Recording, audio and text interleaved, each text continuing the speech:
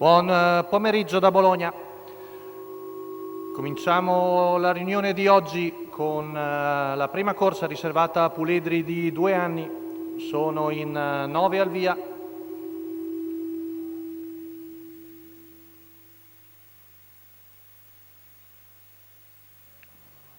Uno Cesare Augusto DVS, 2 Caribalilla, 3 Ciclone Mail, 4 Cometa LL, 5 Commander Crow, 6 Cassandra LG, 7 Cooper GV, 8 Chimera LL, 9 Clara Di No.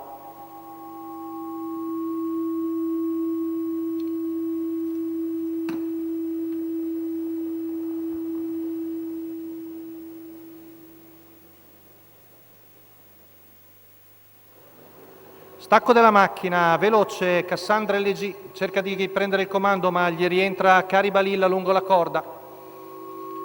Poi vediamo inserirsi Cometa LL alla corda. Numero 9, Clara Di Sandro No, Capenti con squalificato. Cassandra LG riesce a codarsi in seconda posizione davanti a Cometa LL.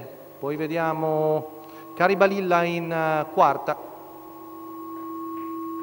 Quindi in vantaggio sempre Ciclone Mail, Maurizio Cheli che arrivano in 39 i primi 400 metri.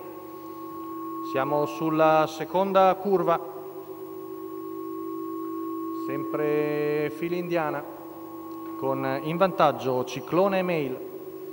Vediamo spostare al largo Cometa LL che ha uno sbandone in fuori, intanto 600 metri in 47,8.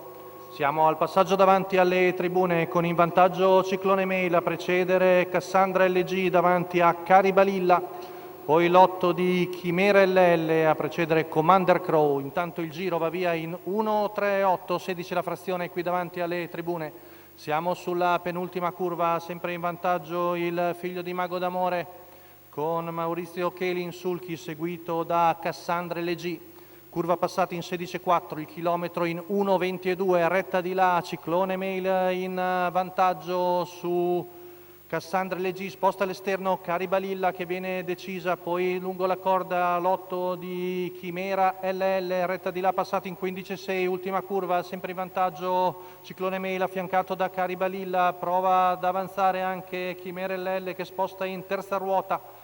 Ma Ciclone Mail è ancora padrone della situazione, siamo a poco più di 200 metri dalla conclusione, ultima curva passata in 15,5, retta d'arrivo con Ciclone Mail in vantaggio, attaccato di dentro da Cassandra LG, poi al largo Chimera LL, ultimi metri ed è Chimera LL che viene a vincere con un esultante Riccardo Pezzatini che batte Ciclone Mail, mentre al terzo Cassandra LG.